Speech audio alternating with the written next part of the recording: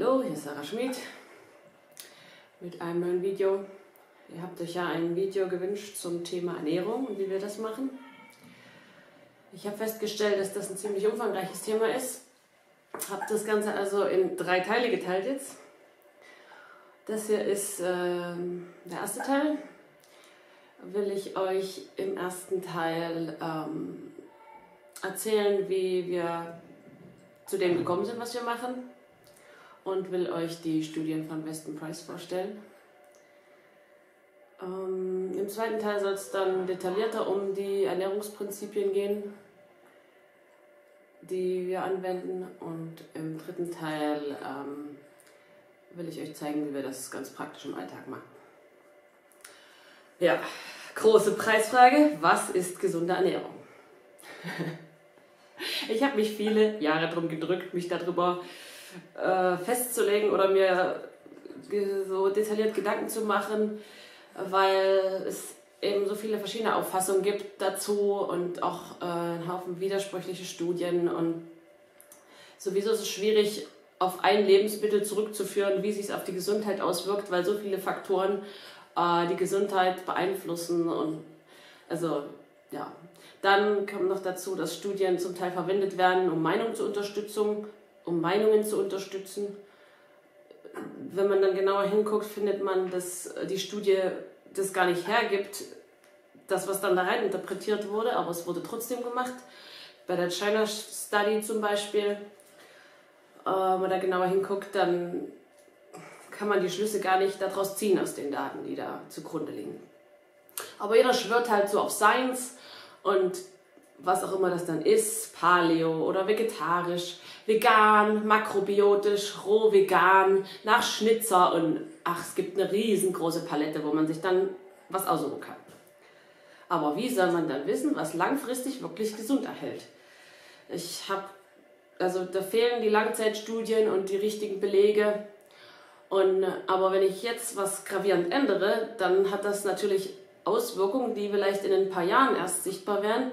Und ob die dann werden und ob die dann gut oder schlecht sind, das sehe ich in ein paar Jahren. Und deswegen habe ich mich immer zurückgehalten, irgendwie großartig was zu ändern an meiner Ernährungsform, weil ich dachte, naja, so wie es jetzt ist, ist es ganz okay. Und das ganze andere ist ziemlich verwirrend und gibt mir keine klare Linie, was jetzt nur wirklich besser ist. Ja, das Einzige, was mir verlässlich schien, so von den Daten her, was auch immer so verbreitet wurde, war halt, dass es gesund ist, auf Fastfood und Fertigessen zu verzichten, dass man lieber selber kochen soll, und dass wenig Wurst und Fleisch auch gesund ist. Ja, aber ich war natürlich offen für Verbesserungen, wenn was mich überzeugt. Dann hat mein Mann eine Multifunktions-Küchenmaschine angeschafft, und die hatte viele Einzelteile, wo man alles Mögliche machen konnte, unter anderem einen Flocker. Und da mein Mann ja das alles verwenden wollte, hat er vorgeschlagen, wir könnten ja unsere Haferflocken selber quetschen. Und da ich ja immer schon Haferflocken gegessen hatte zum Frühstück, dachte ich mir, ja, klingt ja gesund, wenn man die Haferflocken nicht aus dem Laden kauft, sondern wenn man die dann sogar selber macht. Ja, und da haben wir dann Nackthafer gekauft und unsere Haferflocken selber gequetscht. Das Dumme war bloß, ein Jahr später hatte ich riesige Löcher in meinen Zähnen, was mir vorher nie so passiert ist. Und meine Tochter auch. Und wir haben diese Haferflocken gegessen. Ich habe den Zusammenhang so schnell nicht hergestellt, aber ich habe dann angefangen zu recherchieren, vor allem nachdem meine Tochter dann verweigert hat, zum Zahnarzt zu gehen. Und da musste ich also eine Alternative finden und habe geguckt, was kann ich denn noch tun. Da bin ich dann auf das Buch Cure Tooth Decay von Ramiel Nagel gestoßen. Dieses Buch, was es inzwischen auch im Deutschen gibt, unter dem Titel Karies heilen. Ich habe es nämlich dann übersetzt. Und da habe ich erstmalig von Weston Price gelesen. Weston Price war einer von vielen Forschern, die Anfang des 20. Jahrhunderts die sogenannten Urvölker studiert haben. Und alle zusammen haben sie dabei festgestellt, dass diese sogenannten Urvölker sich einer robusten Gesundheit erfreut haben, solange sie nicht im Kontakt mit der westlichen Zivilisation standen. Sie waren also frei von so ziemlich allen Krankheiten, also Rheuma gab es nicht, Krebs gab es nicht, keine Kurzsichtigkeit, keine Zahnengstände und Herz-Kreislauf-Erkrankungen, alles sowas, auch kein Karies. Man hat damals gestaunt und versucht herauszufinden, warum das so ist. Ja, ich zeige euch mal ein paar Fotos aus den 30er Jahren, damit ihr euch selber ein Bild machen könnt. Ich hoffe, das sieht man nach dem Video. Also, hier seht ihr 4 Menschen, von den Inuit, auch Eskimo genannt. Die haben sich traditionell ernährt von Lachsen, Karibu, Bären. Die haben Gras haltbar gemacht in Seehundfett, wie auch immer man sich das vorstellen muss oder wie das schmeckt, keine Ahnung. Die haben die Innereien großer Meerestiere gegessen und die bestimmte Hautschichten einer Walart. Die Frau hier oben, die hat einen gebrochenen Schneidezahn. Die Eskimo oder auch Inuit haben nämlich ihre Zähne verwendet, um Leder zu gerben. Also gekaut haben die das Leder und deswegen sind die Zähne auch abgewetzt und nicht mehr so lang wie normalerweise. Ja. Und diese Frau hat, so wird berichtet, 26 Kinder zur Welt gebracht. Ja, nächstes Bild. Hier seht ihr 4 Jungs aus Melanesien, also Inseln im Pazifik. Traditionell haben die sich von verschiedenen Pflanzen ernährt und sind aber auch regelmäßig ans Meer gegangen, die sind noch nicht gefahren, um Fisch und Meeresfrüchte zu fangen. Und die haben auch eine Krabbenart, den sogenannten Kokosnussräuber, gefangen und fett gefüttert und gegessen. Ja, die sind das. Dann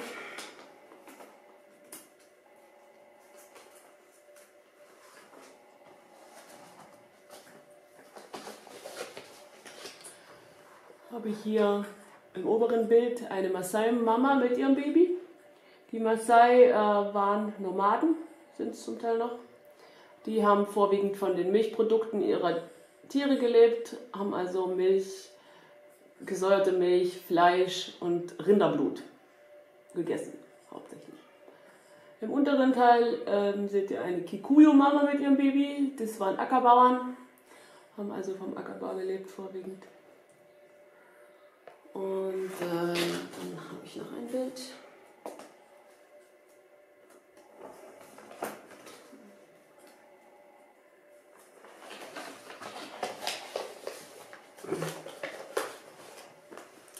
Und dann habe ich noch ein Bild aus Polynesien, auch Pazifikinseln.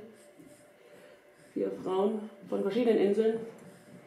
Die Polynesier haben halt von den tropischen Früchten gelebt, Taro, Bananen, Papaya. Dazu haben sie viel Fisch und Meeresfrüchte gegessen und Seekühe. Eine Seekuhart, die Dugong heißt. Ja, was fällt euch auf bei den ganzen Fotos? Fällt euch irgendwas auf? Die Menschen hier, die haben kein Karies und die Zähne haben schön Platz. Keine schiefstehenden Zähne, die stehen alle in einer Reihe, wie im Bilderbuch. Ja, diese Fotos die ich hier euch gezeigt habe, stammen alle von Weston Price. Und der hat noch viel, viel mehr Fotos gemacht. Also das ist jetzt so wirklich eine winzig kleine Auswahl, die ich euch zeige. Es gibt wohl keinen, der so viele verschiedene traditionell lebende Völker so ausführlich dokumentiert hat. Weston Price hat auch nach vegetarischen oder veganen Gruppen gesucht, hat aber immer nur welche gefunden, also alle fanden es essentiell, auch tierische Produkte in ihrer Ernährung zu haben. Zum Teil sind die tagelang bis ans Meer gereist, um dort zu fischen. Ja, wer war dieser Weston Price? Der Weston Price war ein Zahnarzt aus den USA. Der war auch einige Jahre lang Vorsitzender der Forschungsabteilung der American Dental Association und gilt so als der Charles Darwin der Ernährung.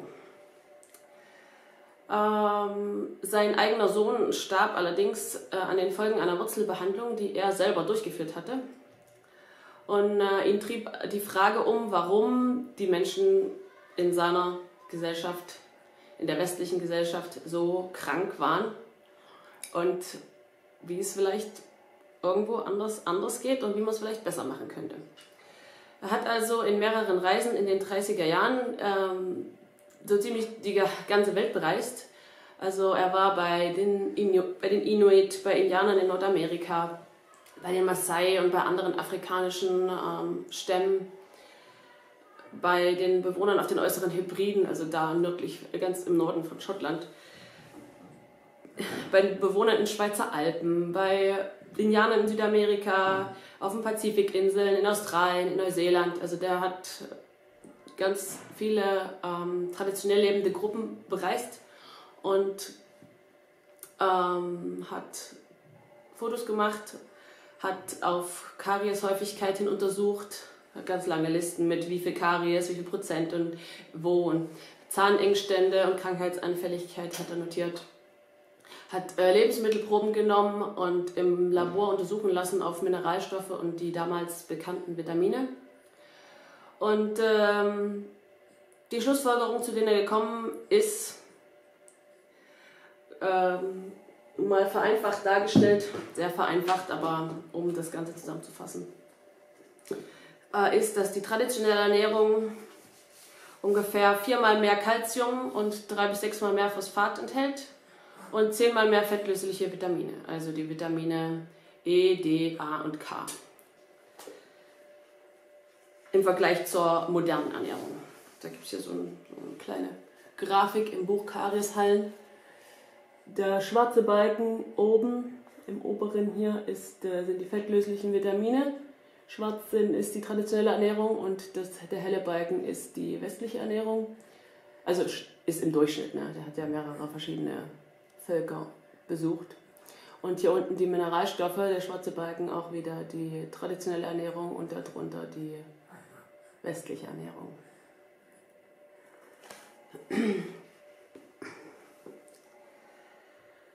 Die ganzen Erkenntnisse hat er in seinem Buch Nutrition and Physical Degeneration, wenn ich das so richtig ausgesprochen habe, festgehalten in diesem Buch.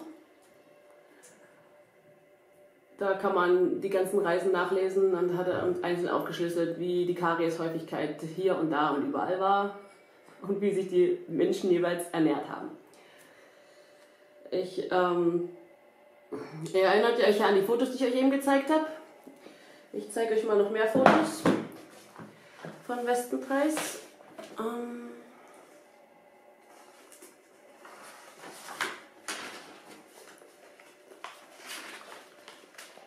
Hier sind auch wieder Inuit. Allerdings haben die ihre traditionelle Ernährungsweise verlassen und ernähren sich jetzt vorwiegend von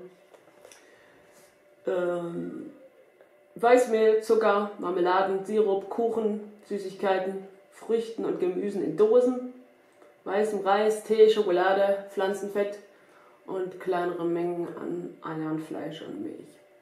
Da sieht man, die haben ganz schön mit Karies zu tun. Hier sind Inuit-Kinder zu sehen. Die erste Generation, nachdem die Eltern die westliche Ernährungsweise übernommen haben. Ihr seht, dass die Zähne hier nicht mehr so schön in einer Reihe stehen, sondern ziemlich schief. Also irgendwas hat sich verändert.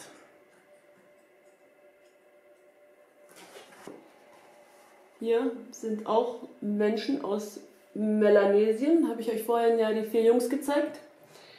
Die Leute hier, die haben allerdings die moderne Lebensweise und Ernährung übernommen und man sieht es an ihren Zähnen. Die leiden unter Karies und zwar massiv.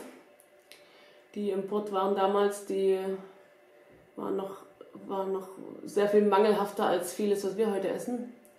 die haben zum Teil so fies Karies gehabt und dann keine Zahnärzte, dass sich viele selber, also Selbstmord begangen haben, weil es so schmerzhaft war. Ja, denen ging es dann gar nicht mehr gut. Und noch ein Foto aus Polynesien, weil wir da vorhin auch ein schönes Bild hatten. Polynesier, die haben auch genauso gelitten unter der modernen Ernährung und haben Karies gekriegt. Unter anderem, ne? Diese Bilder zeigen nur das Gesicht. Die Auswirkungen auf den restlichen Körper, die sieht man jetzt nicht vom Foto, kann man sich aber denken. Ja, ihr habt die Folgen des Mangels gesehen, beziehungsweise man sieht die, sehr schön.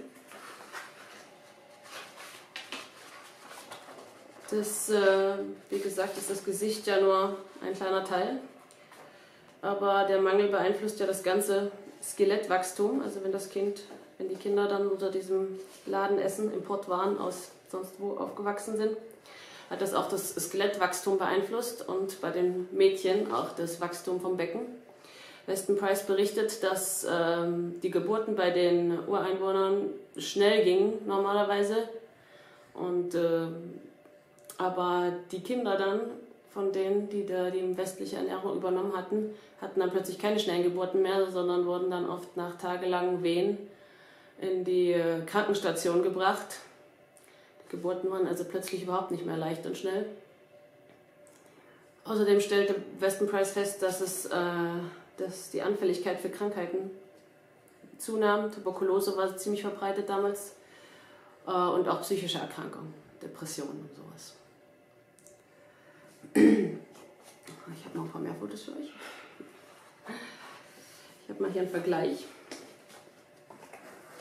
Oben seht ihr 2 Jungs aus Melanesien und unten ein Jungen, der in irgendeiner britischen Kolonie aufgewachsen ist. Ich weiß jetzt nicht in welcher, aber ist von Importessen groß geworden, ganz groß noch nicht. Ja. Jedenfalls sieht man hier die typischen Veränderungen, die diese mangelhafte westliche Ernährung mit sich bringt. Eine Verschmälerung des Gesichts mit einhergehenden Zahnengständen, weil die Kiefer halt schmal sind, und mit Nasenatmungsstörung, weil die Nase enger wird. Und hier auf dem Foto kann man das ganz gut im Vergleich sehen. Das ist also so ein wiederkehrendes Muster, genauso wie dass die Gesichter disproportional und im Nasen-Augenbereich oft wie eingedrückt wirken. Hier kann man das mal schön sehen. Die Oberlippe bedeckt dann die Schneidezähne nicht mehr oder nur schwer. Fehlbiss entsteht, kommt also nicht einfach vom Daumen lutschen.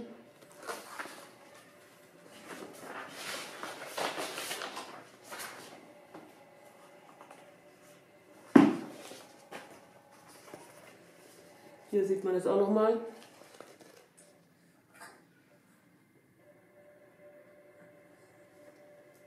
Die sind auch alle von modernem Essen groß geworden.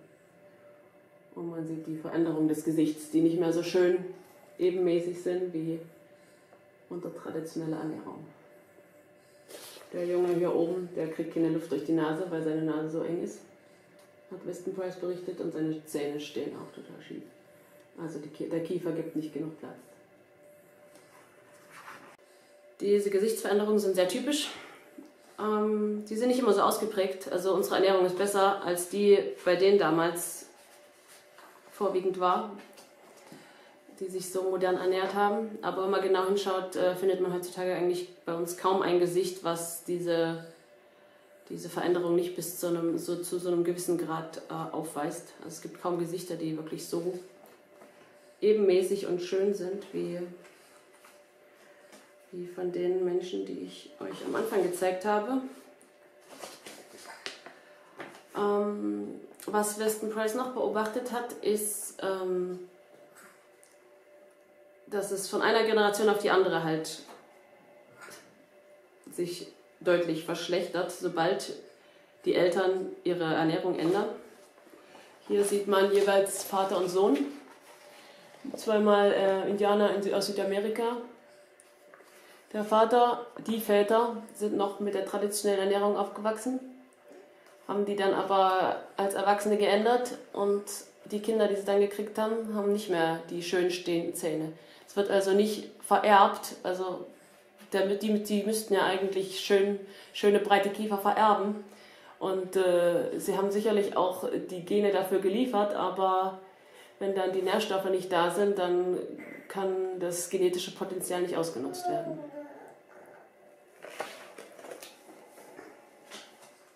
Was Price noch beobachtet hat, ist, dass wenn die Ernährung nicht optimal ist, jedes weitere Kind weniger Nährstoffe abkriegt, weil die Mutter ja mehr gibt, als sie wieder auffüllt. Und dann sieht man also bei jedem nachgeborenen Kind stärker diese eben beschriebenen Veränderungen. Da habe ich hier so ein Beispiel aus Neuseeland von Maori. Hier ist eine Familie. Das sind 3 Kinder abgebildet. Die große Schwester, die hat noch ein breites Gesicht und gerade Füße. Der erste Junge hier, der hat Plattfüße. Also Fußdeformitäten gehören auch in diesen Kreis von Mangelerscheinungen. Und der hier hat Klumpfüße gekriegt, weil die sich westlich ernährt haben. Price berichtet aber auch, dass die Familie dann zur traditionellen Ernährung zurückgegangen ist und dann noch 2 Kinder gekriegt hat, die unauffällig waren und diese Merkmale nicht hatten. Das sind natürlich auch wieder krasse Beispiele. Und bei uns ist, wie gesagt, die Ernährung besser, aber diese Tendenz kann man auch bei uns beobachten. Dann habe ich hier noch ein Beispiel, was das zeigt. Hier sind 2 Schwestern, jeweils, also 2 Schwesternpaare. Einmal Maori und einmal, wo kommen die her? Oh, Peru, die unteren. Die ältere Schwester hat ein breiteres Gesicht als die jüngere Schwester. Bei der unteren sieht man es nicht so, weil die lächelt. Und oben sieht man auch dieses typische eingedrückt Wirken des Gesichts bei der jüngeren Schwester. Ja, und leider haben wir diese Erfahrung auch gemacht, nämlich als ich mit dem 3. Kind schwanger war, hatte ich meine Episode mit den rohen Haferflocken, wo ich so massiv Karies gekriegt habe. Und unser 3. Kind hat auch leider dieses so leicht eingedrückte mittlere Gesicht und eine ziemlich stark behinderte Nasenatmung. Also kriegt nicht gut Luft durch die Nase. Was dann bei den späteren Kindern nicht mehr vorgekommen ist. Ja, apropos Haferflocken. Die Erkenntnis, dass Getreide Karies verursachen kann, stammt jetzt nicht von Price, sondern von Edward und May Mellanby. Und auch ein Dr. Boyd hat da das rausgefunden und ich glaube andere auch. Aber die 2 werden in dem Buch Karieshallen erwähnt mit den Studien, die sie gemacht haben. Die haben nämlich an Kindern ausprobiert, konnte man damals im Kinderheim, was Karies verursacht und was nicht. Die haben herausgefunden, dass eine getreidefreie Diät mit viel Eiern, Milch, Butter, Fleisch, Gemüse, damals war auch noch die Milch von Weidetieren und roh und nicht so wie heute pasteurisiert und von Kühen, die nur im Stall stehen. Und Lebertran natürlich, Karies stoppen. Und wenn man den Kindern aber stattdessen extra Haferflocken gibt, kriegen sie extra Karies. Das haben die in Versuchen herausgefunden.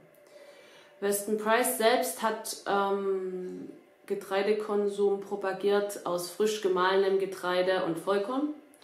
Und das ist auch der einzige Punkt, wo wir uns nicht nach Price richten, weil, wie gesagt, die Studien von Mellanby mich überzeugt haben, dass man bei Getreide vorsichtig sein muss und weil Getreide traditionell auch ziemlich aufwendig zubereitet wurde. Also das wurde keimgelassen, gesäuert, gesiebt, grob gemahlen, grob gesiebt. Man hat also weder Weißmehl noch Vollkorn gegessen und man hat es auch nicht roh gegessen, sondern man hat es zubereitet. Ja, und wir haben es ja auch mit den Haferflocken erlebt. Die rohen Haferflocken, die waren nicht so ohne. Ja, wie ging es für uns weiter? Es hat ungefähr ein Jahr gedauert, bis wir unsere Ernährung so nach und nach angepasst haben. Das ist ja schon nicht so einfach, auch gerade mit dem Frühstück. Wir haben uns da nach diesem Buch gerichtet hier, was ich euch schon gezeigt habe, dieses Karies heilen, was ich dann auch übersetzt habe. Das fand ich halt sehr hilfreich dabei. Ja, vor 5 Jahren oder ein bisschen länger schon her jetzt inzwischen, hat dann die Karies ist zum Stillstand gekommen, bei mir und bei meiner Tochter. Die kariösen Milchzähne von ihr sind inzwischen ausgefallen. Sie hat jetzt schöne bleibende Zähne, die alle keine Löcher haben. Also alles super. Bei mir im Röntgenbild konnte auch bestätigt werden, dass die Karies zum Stillstand gekommen ist. Also ich habe ein Röntgenbild machen lassen und 9 Monate später noch eins und da hatte sich nichts weiterentwickelt. Ja, und seitdem habe ich auch kein einziges Loch mehr füllen lassen. Also ich habe die Löcher noch, aber die stören mich jetzt nicht weiter und die tun auch nichts. Seitdem hatte ich auch 3 komplikationslose Schwangerschaften und die Wehwehchen, die ich in den ersten 3 Schwangerschaften hatte, die jetzt nicht so massiv waren, aber schon gestört haben, hatte ich gar nicht. Dazu gehört Sodbrennen, Mundtrockenheit, Ischias-Probleme, Probleme mit Symphysen und Iliosakralgelenk-Schmerzen. Ja, das habe ich alles nicht gehabt in den letzten 3 Schwangerschaften. Das Einzige, was mir geblieben ist, sind die Krampfadern. Ja, damit muss ich leben. Außerdem, was mir aufgefallen ist, dass ich im Winter keine trockene Haut mehr habe. Ich hatte vorher so richtig schuppende, trockene Haut. Und was mein Optiker festgestellt hat, ich habe mir eine neue Brille machen lassen. Die letzte ist 5 Jahre her gewesen und meine Kurzsichtigkeit hat sich nicht verschlechtert. Und mein Optiker war ganz erstaunt, weil das ja nur in irgendwie 2% der Fälle oder so vorkommt, dass die Kurzsichtigkeit sich eben nicht verschlechtert. Und dann hat er mich gefragt, was ich denn mache für einen Beruf oder so. Und dann habe ich gesagt, naja, ich hänge viel vorm Computer rum. Und dann hat er gesagt, nee, das kann es nicht sein, das macht es eigentlich schlechter. Ja, also ich glaube schon, dass die Ernährung da auch einen Einfluss drauf hat. Ja, und wir haben glücklicherweise kein weiteres Kind bekommen mit Nasenatmungsstörung oder Gesichtsauffälligkeiten. Da bin ich echt froh. Ja, das war der erste Teil, die Einführung sozusagen. Im zweiten Teil will ich detaillierter auf die Ernährungsprinzipien eingehen, die die traditionellen Völker gemeinsam hatten. Und im dritten Teil will ich euch dann zeigen, wie wir das umsetzen. Ja, das war's. Bis dann. Tschüss.